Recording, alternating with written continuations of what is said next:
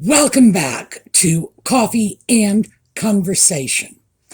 And before we go any further with this, I should probably warn you, we are going to be competing with some serious street noises here. For some reason, everybody who has a hoopty car, you know, the kind that like backfires every 10 minutes, is running around on the streets here today. So, yeah, like 3 minutes ago, honestly, you would have thought I was in downtown Beirut. That's how bad the backfire noises were. Other things going on before we get into the meat of the video. My cat is angry with me. I'm not sure why. I didn't do anything to him. He was fine last night. I think it might be because he had trouble getting me out of bed this morning. He wanted me to get up. Now, mind you, usually he starts wanting me to get up at about 2 in the morning, which is why I'm not satisfying him on this. But he was just snuggled in his usual little cat self. It's like, I'm going to crawl up on your pillow and I'm going to purr here and you're going to pet me and we're going to sleep together. And then all of a sudden it was like, no, you don't get it. It's time for us to get out of bed. And it was still dark. I think that might have started it off. So, because I like my cat, I don't want to be cranky, I told him that later today, probably sometime late afternoon, early evening, we would go in and change his cat box. We're going to get rid of all the old litter and put in brand new litter. Now, Audie is a picky cat, and he gets like 40 pounds of litter at a time. And then he rolls in it. I don't know how it is with those of you who have cats. I have had cats before, but Audie is the only one who has ever just gone in and just rolled around in the fresh cat litter. It's like, oh, look at me. Oh, by the way, that is a truck that we are competing with now. But he's like, yeah, I'm rolling in the litter. Isn't life grand? And when he was younger, he would actually sleep in the litter box. He wouldn't use it to go to the bathroom. It took him a long time to figure that one out, but he would just sleep in there. He likes it. So I figured I would do this and, he can roll in it, because as long as he's not rolling in his own poo, I'm fine. I had a dog. That was Audie's dog, the one he's still missing so badly, Hannah. She would roll in other animals' poo, never rolled in her own poo, thank heavens. But that dog, she could detect a bit of squirrel poo. By the way, squirrel poo is like that big, from like half a mile off. She would go charging into Jane's yard. It's like, oh, chipmunk poo somewhere here. And she would just roll in every smelly thing she could find. It was kind of disgusting. It was okay in the summer. I'd just take her home and hose her down in the backyard. But in the wintertime, when I had to do it in the bathroom, and Lord only knows what she had been in, it turned into a production. So, I'm grateful Audie is rolling in fresh litter and not used litter. It's like really good. But still. So, yes, and I've just spent like 4 minutes running on about my crazy cat. So, I'm going to walk away from this.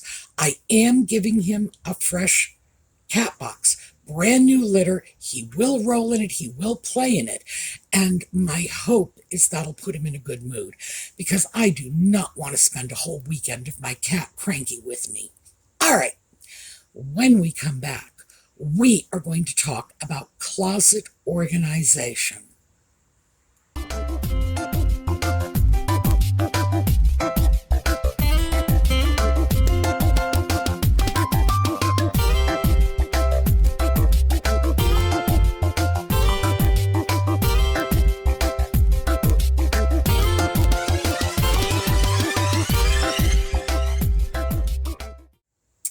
Okay, so I have my coffee.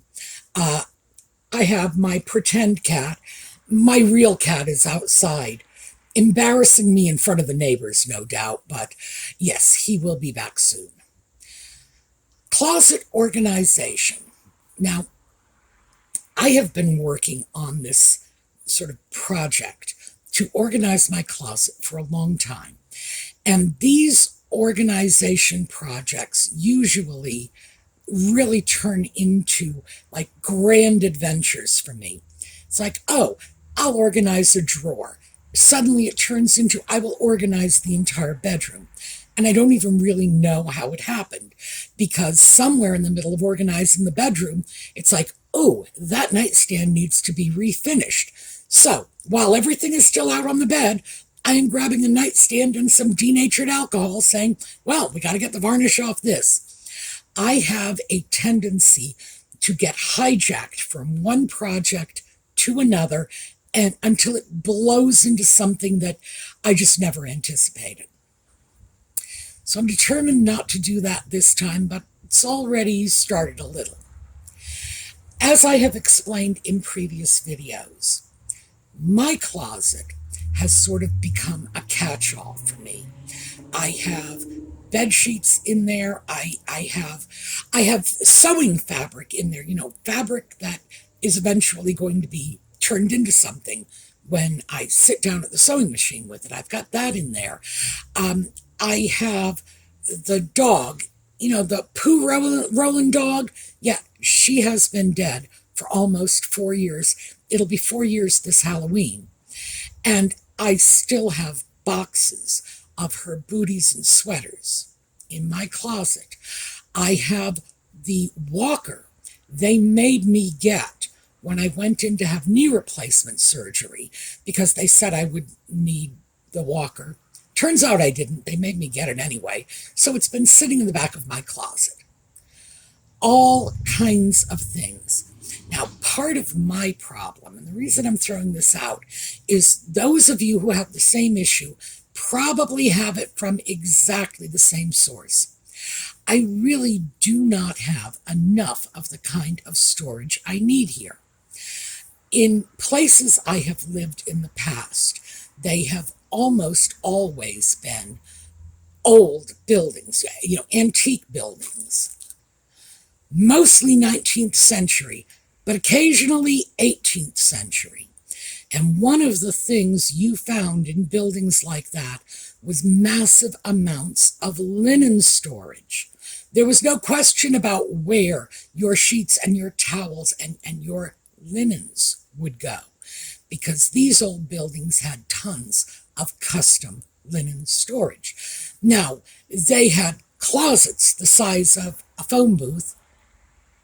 Those of you my age will remember what a phone booth is. Those of you who are younger, it's that thing Superman changed in. What can I tell you? When was the last time you actually saw a phone booth? My goodness. But that's how big they were. They were tiny, tiny closets. And people at that time were more accustomed to keeping their clothing in trunks and wardrobes and linen presses, and the term alone tells you they had chests that you would stick linen in. So I've sort of carried this need for linen in my bedroom closet along with me. And I think it's probably very foolish, because I have trunks. I have a toolbox in my living room that I use as a coffee table. That's an antique toolbox. I have a hand-me-down toy box from a friend that is housing most of the late dog's sweaters and booties and whatever. So none of it should be in my closet to begin with. And I have a Lane Hope chest that's sitting out in the schoolhouse that I could probably just trot back in if I wanted to. And the fact is that pieces like that were traditionally linen storage. In modern buildings, now it's changed. Our use of storage space is not the same as our grandmother's use of storage space.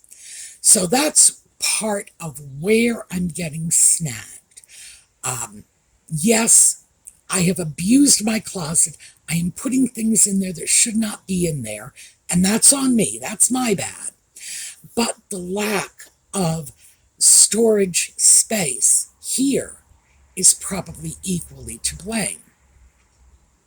So, now that I have made an effort to justify why it's taking me so long to deal with the closet, also I have to tell you, just in the interest of complete honesty, it's not a job I particularly relish. Consequently, I am really not sitting in there and doing it till it's done. I'll work a little on it. I will allow myself to get distracted, get on to other things. Oh, I have to go make a video. How convenient. Oh, the cat would like me to turn on the bathroom water. How convenient. And then I'm off doing something else. So, yeah, my own laziness and inattention is adding to this. However, once I actually got into the project, I started to realize that I'm not alone. Most of us grew up, at least my generation, grew up with storage options that were what we needed then, but not what we need now. So as a consequence, dealing with one's closet has become this major undertaking. If you go into a standard issue builder closet, what you're going to find is an open space with a rod and a shelf above the rod. Oh, not convenient at all. Now, keep in mind, that was very convenient back in the 1950s, in part because these were phone booth-sized closets. The closet would have been 5-6 feet long at most. That would have been your closet space. And you would put your clothing on hangers on the rod. You would put your other stuff. People wore hats in those days, and that was primary storage on that shelf above the rod, and then your shoes would just be stacked up on the floor. Of course, nobody really had 20, 30 pair of shoes. That was just, people didn't do it. Imelda Marcos did that. We made fun of people who did that. So things have changed. These days, people have more in terms of clothing and shoes, less in terms of hats, but more in terms of handbags and other items that might go up on that top shelf. For example, people are now referring to their sunglasses as their accessories. I can't even relate to that. My sunglasses are the glasses that are on my face because I make sure I get darkening lenses, because why? If I'm going to get glasses anyway, I might as well just consolidate things and let the actual glasses I need to navigate the world get dark and act as my sunglasses. I can't even wrap my head around the idea of glasses of any sort as merely an accessory. To me, that is just utterly surreal. Anyway, that's the kind of thing people put up on those top shelves. So, how do we deal with this if we are not prepared to, go down to Home Depot and get one of those closet organization systems? By the way, they're very good. If you can do it, do it. But think about it. Don't just go in and get the first thing you see. Think about the storage you need, and then go in and get it tailored to your needs. Because what I want to talk about today basically is storage mistakes that most people are making. So, number one, you're doing a one-size-fits-all storage. Oh, no, no, no.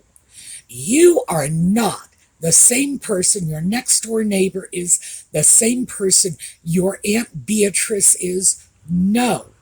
You need your storage to meet your needs. And for most of us, there's a very good chance that 5, 10 years from now, you'll need to make some changes in it because your needs will change. Number one mistake, and hold this in your head, is not customizing your space for you. Now, I suppose if I were to customize my space for me, there would be a linen closet in there. But the truth is, I really want to separate the two. I really want to get the linen storage and the walker. I got a walker in my closet, for heaven's sake. I need to get that out of there. I really need to let my storage become clothing storage, and that's it. Well, handbags. All right. Clothing and storage and handbags, but none of the linen, none of the walker, none of the dead dog's booties. No. So that's number one. And building on that one-size-fits-all theme, look at your coat hangers. Are your coat hangers doing their job? I recently watched a video from one of the fashionistas, and I watch their channels because I don't want to go around looking like an old grandma. I really would like to be young and trendy, and it's a hopeless case, but I'm still trying. So one of the fashionistas was saying, I organize my closet with all the same coat hangers. All my coat hangers match. That tells me two things about her. One, she's an idiot. Two, she really needs therapy because that is like borderline OCD when all of your clothes hangers need to match. No. So I'm not even going to touch the OCD stuff. She needs a therapist for that. But the idiocy, oh yeah. I have at least 4 different kinds of hangers in my closet. And unlike the little fashionista, I've had close to 70 years to work this one out.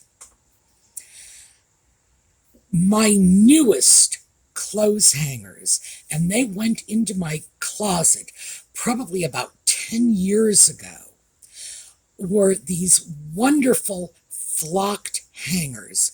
They have a flocking on the hanger. It looks like a velveteen or a velour. No, it's just plain flocking. These are great for holding lightweight. All right, not this, got the wrong thing. Oh, while I've got it, scarf. Halston. I believe this is 1980s or 90s. Halston was very big then. This one was $35, and this is actually in my designer scarf box. So, yeah, I love the vintage designers. They were cool. I remember those styles, and they're dirt cheap these days. Okay, this is what I was attempting to snatch at when I got the scarf instead. Lightweight linen t-shirt. Because it's linen, I will let it hang. The reason I will let it hang is because creases fall out of linen when you hang it. My linen clothing goes from the washer to a hanger where it's sitting on the shower rod for a while, and then it gets transferred to one of those flocked hangers into the closet when it dries. Why? Wrinkles fall out.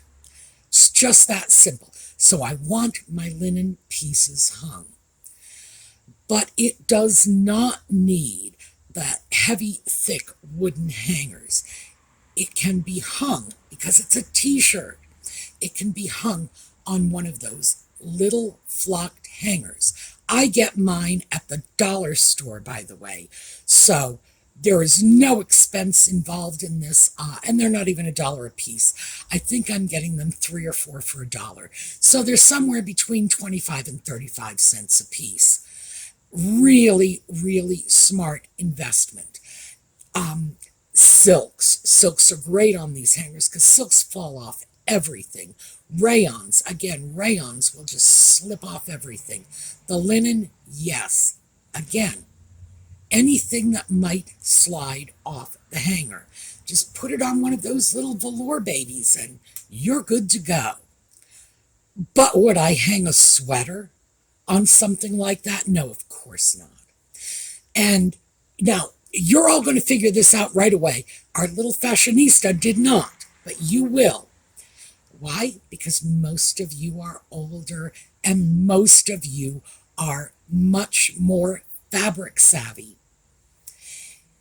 First of all, if you put a wool sweater on that hanger, even for a day or two, it's going to take you a month of hard work to get the shape back because it will just drag down and you will have marks right across the shoulder because the hanger is like so thin.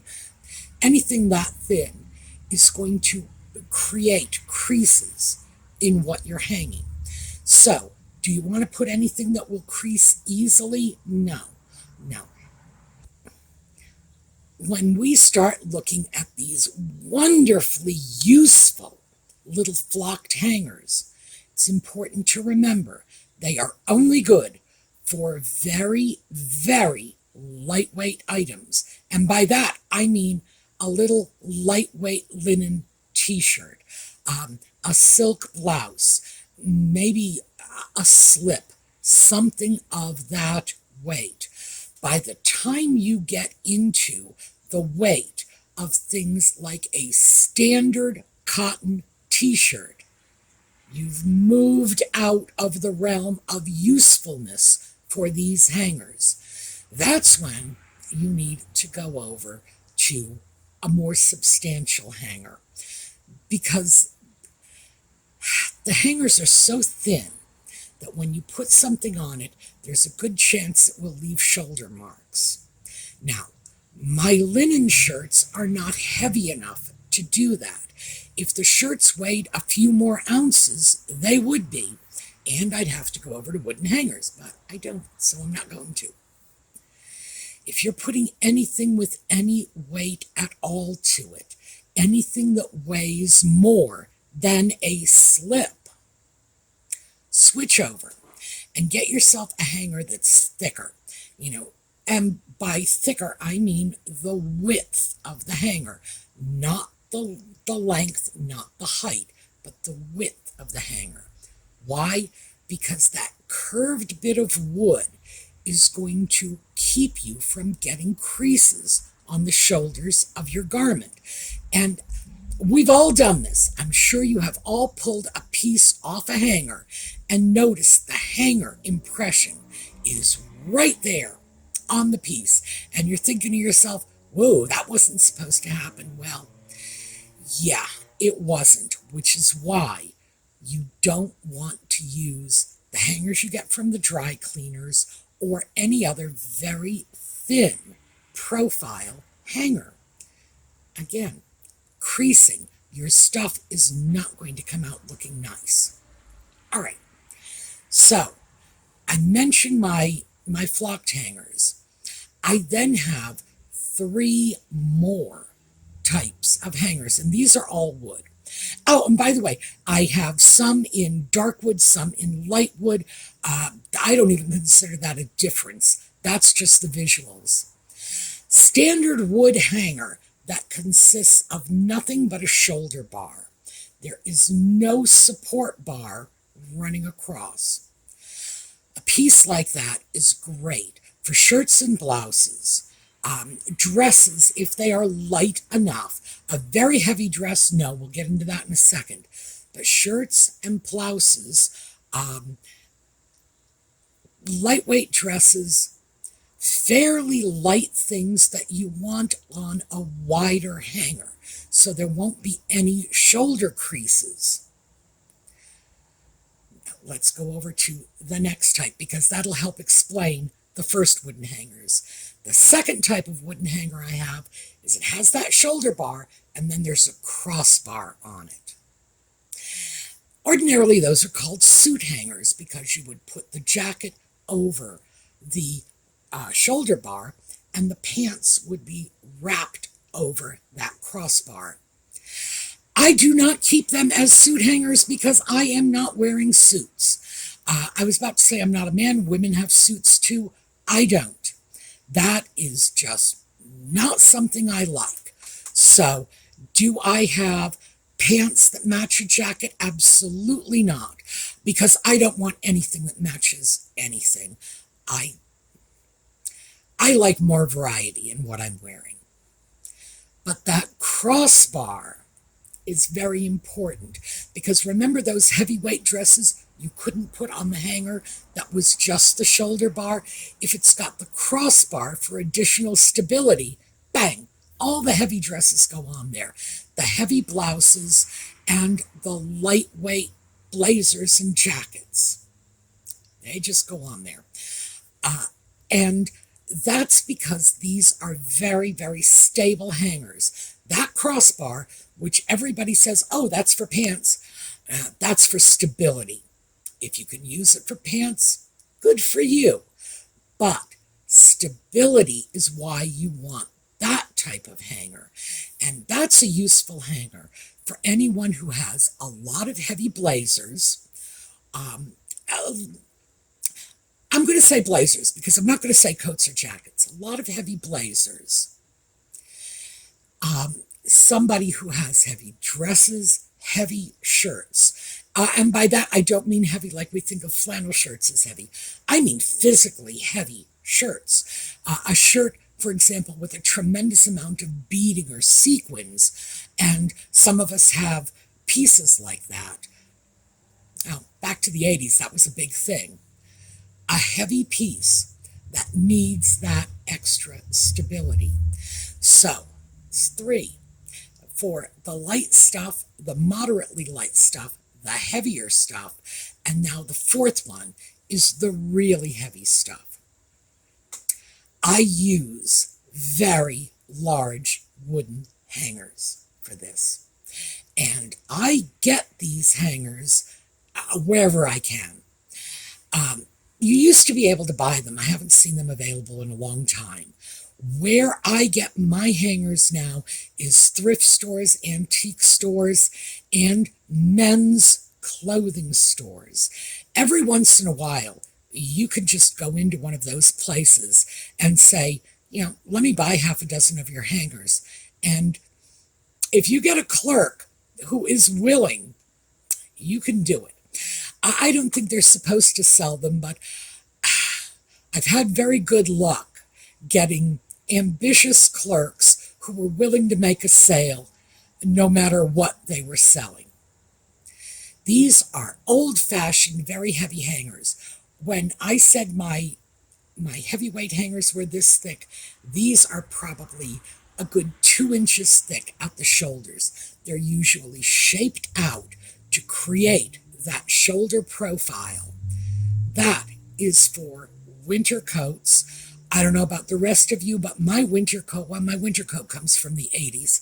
Everything was heavy in the 80s, and it probably weighs 30 pounds. I don't know. I'll have to measure it sometime. Just throw it on a scale, see what we got going here, because it's insanely heavy. And good blazers. In other words, if this is a blazer that is expensive, that I've paid a lot of money for it, etc., it will go on one of those hangers. And some of those hangers have crossbars, some don't. In my experience, most of those much heavier hangers do not have crossbars. But there's no question about the stability. They are just rock-solid pieces. So, those are the 4 types of hangers that will be useful to you in your closet. Additionally, there are other kinds of special purpose hangers. And I have some scarf hangers in my closet. I'm not using them anymore, but I do have some. And I'm not getting rid of those hangers. I have this thing about not throwing away hangers. I'm not sure why. Who knows? Maybe I think, an alien army is going to come in and steal all our hangers. But I tend to hang on to my hangers, mostly because they will make their way out of my home eventually, one way or another. You know, bring something over to somebody's house on a hanger, the hanger invariably stays. That's why I make a point of holding on to these things, because they do kind of slip through my fingers. But the special purpose hangers are things like scarf hangers, pants hangers. I'm going to say something about that, though. You should not go off and get the clippy hangers. This kind of hanger leaves nasty little impressions on your pants. Either you're hanging them up by the waistband or you're hanging them up by the hem. In either case, you've got nasty little indentations here. Don't use those. They will force you to repress your pants every time you take them off the hanger, or to walk around with nasty little dents in your clothing. The best way to put pants on a hanger is to take one of those hangers with the reinforcing bar, and you separate your pants out into two different legs, fold it so you've got your front crease, your back crease, and then flip one leg over the bar and the other leg over on top of it.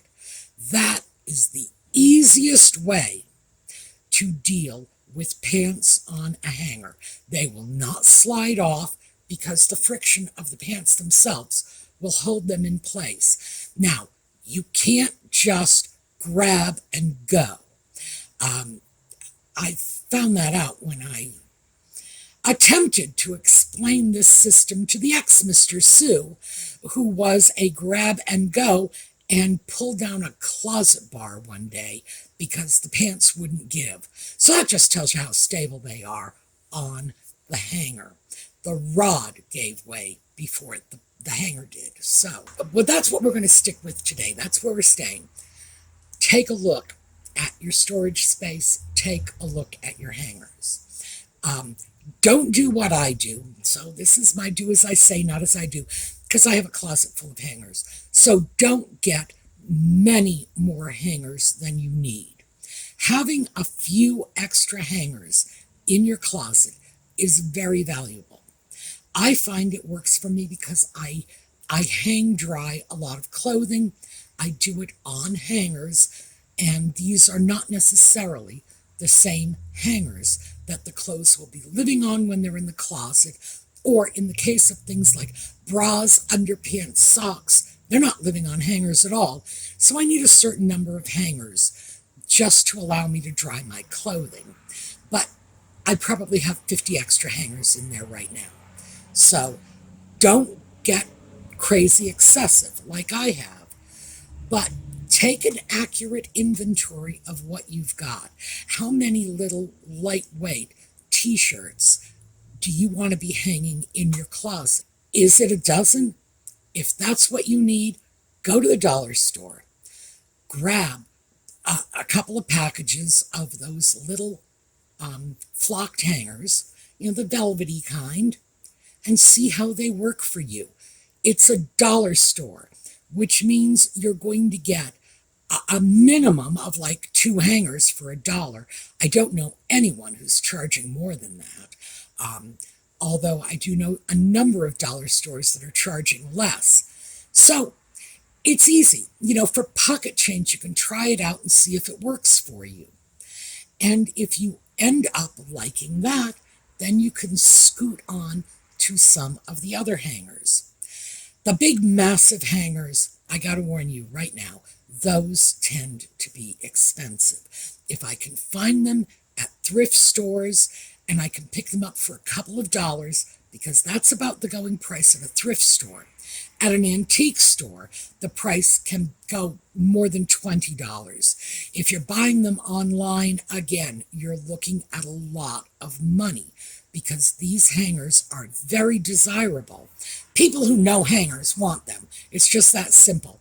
So you end up with hanger aficionados, and we know what they're worth. So people on eBay or Etsy or whatever can charge what they want for it. They can put them up for auction and make us fight over them.